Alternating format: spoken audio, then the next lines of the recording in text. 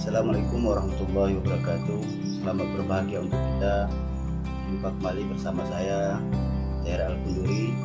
Saudara-saudaraku, pada pertemuan kali ini kita akan membahas keutamaan sholat. Secara bahasa, sholat adalah doa kepada Allah Subhanahu wa Ta'ala.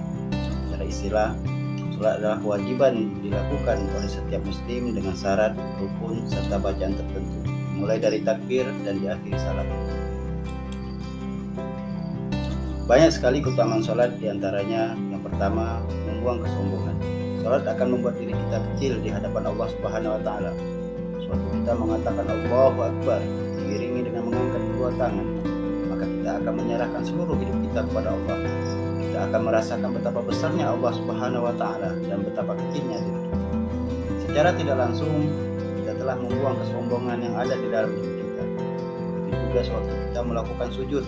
Sujud adalah bentuk penghambaan seorang makhluk kepada Sang Pencipta, di mana posisi kepala manusia lebih rendah dari pantatnya.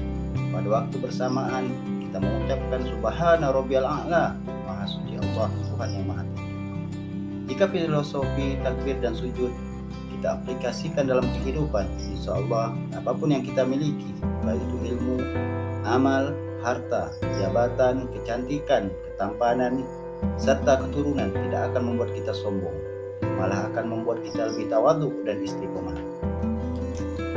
Keutamaan sholat yang kedua, mengetahui tujuan hidup yang jelas. Sholat akan menyadarkan kita sekaligus mengingatkan kita kemana arah tujuan hidup. Paling tidak, sehari semalam sebanyak 5 kali kita akan diingatkan arah tujuan hidup yang kita baca dalam doa kita. Inna sholati wa nusuki wa mahyaya wa mamati lillahi rabbil alamin. Sesungguhnya sholatku, ibadahku, hidup dan matiku hanya untuk Allah, Tuhan seluruh alam. Mengetahui tujuan hidup sangat penting agar kita bisa memahami tujuan hidup sebenarnya,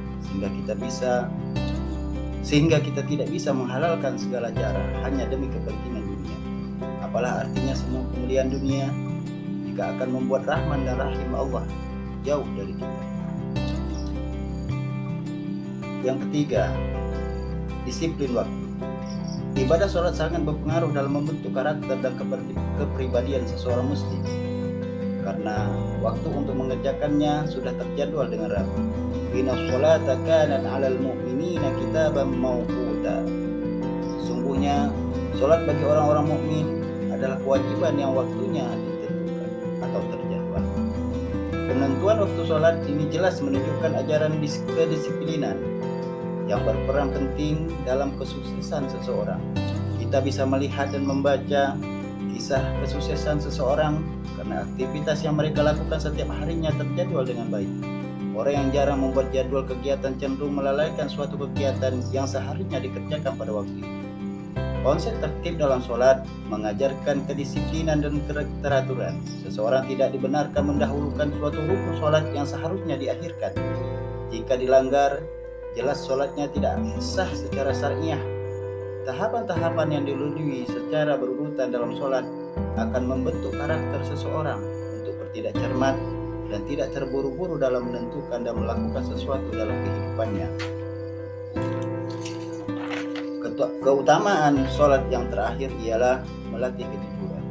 Sewaktu melaksanakan sholat, hanya kita dan Allah Subhanahu wa Ta'ala saja mengetahui apa yang kita kerjakan. Maka seseorang di dalam sholat sudah mengetahui jumlah rakaat yang menjadi aturan.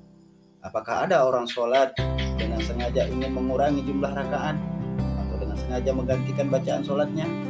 Walaupun sewaktu kita mengerjakan sholat dalam keadaan ngantuk, lelah dan gelap gulita, namun kita akan tetap melaksanakan sholat sesuai dengan syarat dan rukunnya, karena kita tahu Allah Maha melihat yang kita kerjakan.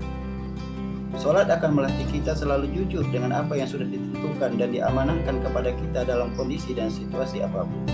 Jika kejujuran di dalam sholat kita praktikkan dalam kehidupan, maka kita tidak akan melakukan kecurangan seperti korupsi atau merusak tatanan norma, baik norma agama, norma sosial maupun norma hukum. Karena kita yakin Allah Maha melihat atas segala perbuatan kita. Saudara-saudaraku, mari kita sholat secara baik dan benar, sehingga keutamaan sholat bisa kita gapai dan memberi dampak positif yang besar bagi kehidupan bermasyarakat dan bernegara. Amin ya mujahid as-solihin. Terima kasih, sampai jumpa lagi. Love, Care, Al-Kunduri Channel NU. Assalamualaikum warahmatullahi wabarakatuh.